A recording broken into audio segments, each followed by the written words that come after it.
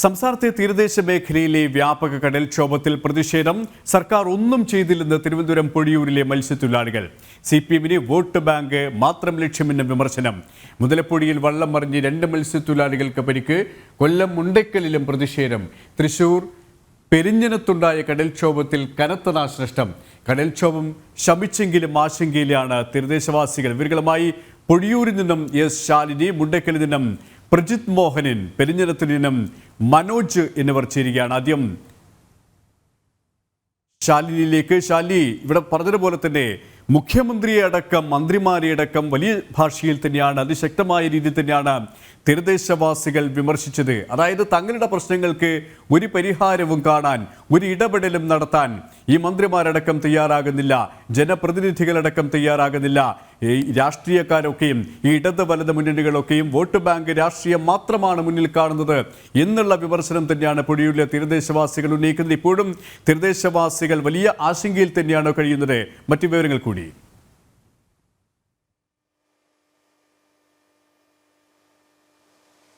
സുരേഷ്, ഞാനിപ്പോൾ ഉള്ളത് തിരുവനന്തപുരത്തിന്റെ തീരദേശ മേഖലയായ പൊഴിയൂരാണ്. ഞാൻ ആ ദൃശ്യങ്ങൾ ഒരുപക്ഷെ പ്രേക്ഷകരിലേക്ക് എത്തിച്ചാൽ മാത്രമേ എത്രത്തോളം ദുരിതത്തിലാണ് പൊഴിയൂർ ഉൾപ്പെടെയുള്ള തീരദേശ മേഖലയിലെ ജനങ്ങൾ ഇവിടെ താമസിക്കുന്നത്, ആശങ്കകൾ പങ്കുവെക്കുന്നത് എന്നുള്ളത് വ്യക്തമാവുകയുള്ളൂ. ഇത് കഴിഞ്ഞ കുറച്ച് ദിവസങ്ങൾക്ക് മുൻപ് വരെ ഏകദേശം 1 കിലോമീറ്ററിന് അപ്പുറം ഇവിടെ തീരദേശ മേഖലയായിരുന്നു, കടപ്പുറമായിരുന്നു.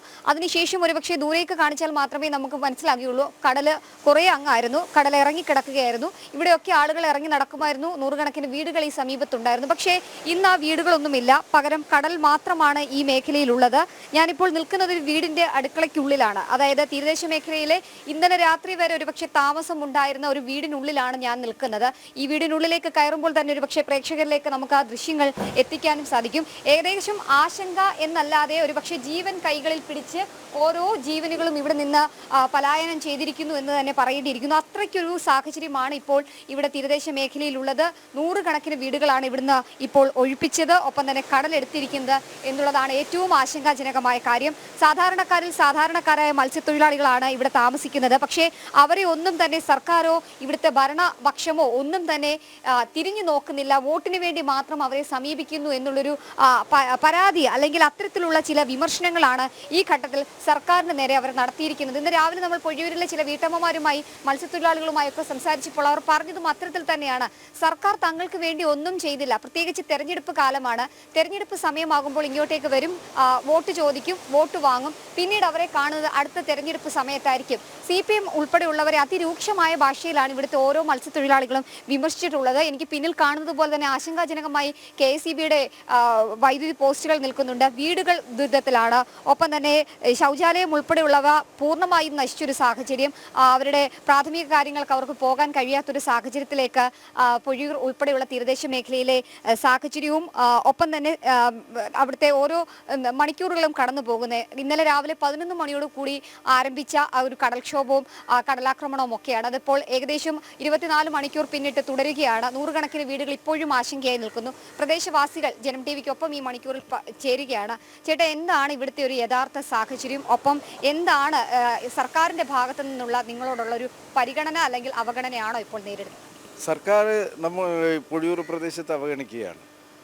കഴിഞ്ഞ വർഷം ഈ കടൽ ഭിത്തി നിർമ്മിക്കാമെന്ന് മുഖ്യമന്ത്രി പൊഴിയൂർ UP സ്കൂളിൽ നടത്തിയ തീരദേശ സദസ്സിൽ പറഞ്ഞാണ് 51 കോടി രൂപ വാളിലേക്ക് വേണ്ടിയിട്ട് അനുവദിച്ചത്. ഇന്ന് ഇതുവരെ 51 പൈസയുടെ പണി ചെയ്തിട്ടില്ല. വർഷം 1 കഴിഞ്ഞ്.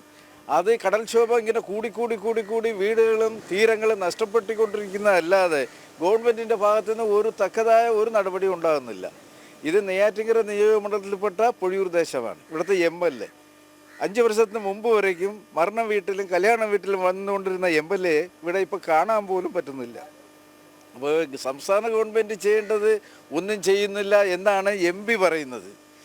അദ്ദേഹം അയാളുടെ ഫണ്ടിൽ നിന്നും 1 കോടി രൂപ ചിലവാക്കി 2 പ്രദേശത്തേക്കും 50 ലക്ഷം കൊടുത്ത് കല്ലുകൾ അടുക്കിയിട്ടുണ്ട്. അതിപ്പോൾ ഇലക്ഷൻ പീരീഡാണ്. ഇവർ വന്ന് വാഗ്ദാനങ്ങൾ പറയുന്നതല്ലാതെ ഇവിടെ കാര്യങ്ങളൊന്നും നടക്കുന്നില്ല.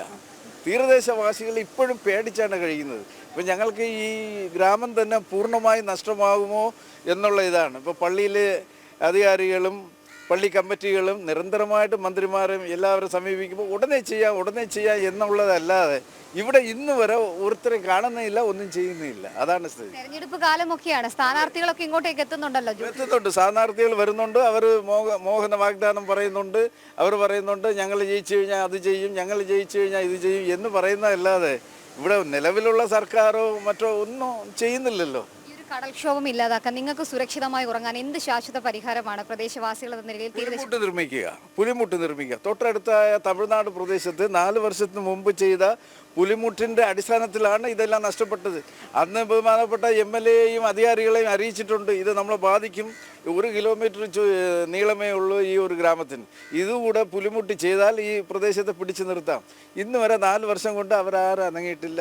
അതിൻ്റെ പ്രത്യാഘാതമാണ് ഇപ്പോഴും നടന്നുകൊണ്ടിരിക്കുന്നത്. ഇത് കൂടാനാണ് സാധ്യത. പറയുന്നത് പോലെ തന്നെയാണ് അവർ ആശങ്കയോട് കൂടിയാണ് ഓരോ മണിക്കൂറും ഇവിടെ തള്ളി നീക്കുന്നത്. നമുക്ക് നിരവധി വീടുകൾ ഇവിടെ കാണാം. ഈ വീടുകളെല്ലാം തന്നെ നശിച്ചു. ഒപ്പം തന്നെ ഇവിടെയൊക്കെ താമസമുണ്ടായിരുന്നതാണ്. ഇന്നലെയോട് കൂടിയൊക്കെ തന്നെ പലരും അവരുടെ ജീവനുമായി അവർ ഇവിടുന്ന് രക്ഷപ്പെട്ടു പോയി അവരുടെ ബന്ധുവീടുകളിലേക്കും ദുരിതാശ്വാസ ക്യാമ്പുകളിലേക്കും ഒക്കെ മാറിയൊരു സാഹചര്യമുണ്ട്. എനിക്ക് പിന്നിൽ കാണുന്ന ഒരു ഓടിട്ട വീടാണ്, ഇവിടെ താമസമുണ്ടായിരുന്നൊരു വീടാണ്. കഴിഞ്ഞ കുറച്ച് നാളുകളായുള്ള കടൽക്ഷോഭം, കടലാക്രമണത്തിലൊക്കെ തന്നെ നശിച്ച് പൂർണ്ണമായും മണ്ണും ചെളിയും ഒക്കെ കയറി വാസയോഗ്യമല്ലാത്ത രീതിയിൽ ആ വീട് മാറിയിരിക്കുന്ന ഒരു സാഹചര്യമുണ്ട്. സാധാരണക്കാരായ മത്സ്യത്തൊഴിലാളികളാണ്. അവർക്ക് വേണ്ടിയിട്ട് മോഹന വാഗ്ദാനങ്ങൾ മാത്രമാണ് പ്രദേശത്തെയും ഒപ്പം തന്നെ ജനപ്രതിനിധികളും സംസ്ഥാന സർക്കാരും നൽകുന്നത് എന്നുള്ള കാര്യവും വിമർശനാത്മകമായി തന്നെയാണ് ഓരോ ആളുകളും ഇപ്പോൾ വ്യക്തമാക്കുന്നത്. കുഞ്ഞു കുട്ടികളുണ്ട്, നമുക്ക് വേനലവധിയാണ്, സ്കൂൾ അവധിയൊക്കെ ആയതുകൊണ്ട് തന്നെ നിരവധി വിദ്യാർത്ഥികളൊക്കെ ഇവിടെയുണ്ട്. അപ്പോൾ അവരൊക്കെ ഉള്ള സമയത്താണ് ഇത്തരത്തിൽ കടലാക്രമണം ഉണ്ടാകുന്നത്. അവർക്ക് വീട്ടിൽ കിടന്ന് ഉറങ്ങാൻ പോലും കഴിയാത്തൊരു സാഹചര്യമൊക്കെ ഉണ്ട്. വീട്ടമ്മമാർ നമുക്കൊപ്പം ചേരുന്നുണ്ട്. ചേച്ചി, എങ്ങനെയാണ് ഇവിടുത്തെ താമസമൊക്കെ സുരക്ഷിതമാണോ?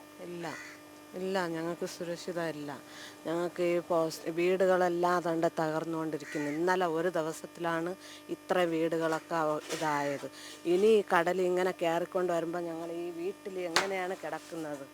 രാത്രി കാലങ്ങളിൽ കറണ്ടില്ല. ഞങ്ങൾക്ക് ഭവനം തന്നത് അത് 1 പൈസ തന്നു സ്ഥലത്തിന്, അത് സ്ഥലത്തിൻ്റെ ഉടമയ്ക്ക് കൊടുത്ത്. അത് കഴിഞ്ഞിട്ട് ഞങ്ങൾക്ക് വീട് വയ്ക്കാനോ ബേസ്മെൻ്റ് ഇടാനോ പൈസ ഇല്ല. അപ്പം നിങ്ങൾക്ക് തരാനുള്ള പൈസ അത്ര ഞങ്ങൾക്ക് ഒരുമിച്ച് തരുകയാണെങ്കിൽ ഞങ്ങൾ ഉള്ള ഭവനം വെച്ച് എങ്ങനെയെങ്കിലും വെച്ച് നോക്കി പോവാം. അല്ലാതെ ഇവിടെ ഞങ്ങൾക്ക് ഇനിയും കിടക്കാനുള്ള സുരക്ഷിതമല്ല. ഇത്രയും അപകടമുണ്ടായി, വീടുകളിലൊക്കെ വെള്ളം കയറി, പല വീടുകളും ഇടിഞ്ഞു. ഏതെങ്കിലും ജനപ്രതിനിധികൾ ഇവിടെ എത്തിയോ നിങ്ങളുടെ സാഹചര്യം? ഇതുവരേക്കും ആരും വന്നെത്തിയിട്ടില്ല. ഇന്നലെ മുമ്പറൊക്കെ വന്നിട്ട് പോയതാണ്. അത് കഴിഞ്ഞിട്ട് ഇതുവരേക്കും എന്താണ് ഏതാണെന്ന് ആരും വന്ന് നോക്കിയിട്ടില്ല. ഈ MLA ആണെങ്കിൽ നേരത്തെയൊക്കെ വന്നിട്ടിരുന്നു. ഇപ്പം MLA ആയിക്കഴിഞ്ഞപ്പോൾ വന്ന് തിരിഞ്ഞു പോലും നോക്കാനില്ല. ഇപ്പം വോട്ട് അടുത്തുകൊണ്ട് വരുന്നു. ഇനി വോട്ടിന് വേണ്ടി ഈ മുമ്പർമാരൊക്കെ വരും. വോട്ടിടുമോ ഇത്തവണ? ഇല്ല, വോട്ടിടാൻ പോവില്ല. വോട്ടിന് വേണ്ടി ആരെങ്കിലും വന്നാൽ അവർ വിരട്ടി അടിക്കുക തന്നെ ചെയ്യും. അതുകൊണ്ട് ഇതൊക്കെ പറയുന്ന പോലെയാണ്. തെരഞ്ഞെടുപ്പ് കാലത്ത് വോട്ട് ചോദിച്ച ആളുകൾ വരും, പക്ഷെ അവരുടെ ആവശ്യങ്ങൾ കേൾക്കാനോ അവർക്ക് വേണ്ടിയിട്ടുള്ള പരിഹാരമോ ഒരു ശാശ്വത പരിഹാരമോ നൽകാൻ ഇവിടെ ആരും തയ്യാറാകില്ല എന്നുള്ള ചില വീട്ടമ്മമാരും. ആൻറ്റി, എന്താ ഇവിടുത്തെ ഒരു അവസ്ഥ? രാവിലെ ആഹാരമൊക്കെ കഴിച്ചോ? ഈ ഒരു കടൽക്ഷോഭം കഴിച്ചു. ഞങ്ങൾ രാത്രി ഉറങ്ങാനൊക്കെ പറ്റിയിട്ടുണ്ടോ? ഇല്ല, വേറെ വീട്ടിൽ പോയി ഉറങ്ങി. അപ്പുറം ഉയര ഒരു വീട്ടിൽ പോയി ഉറങ്ങി. സാധനം എല്ലാം അവിടെ എടുത്ത് വെച്ചു.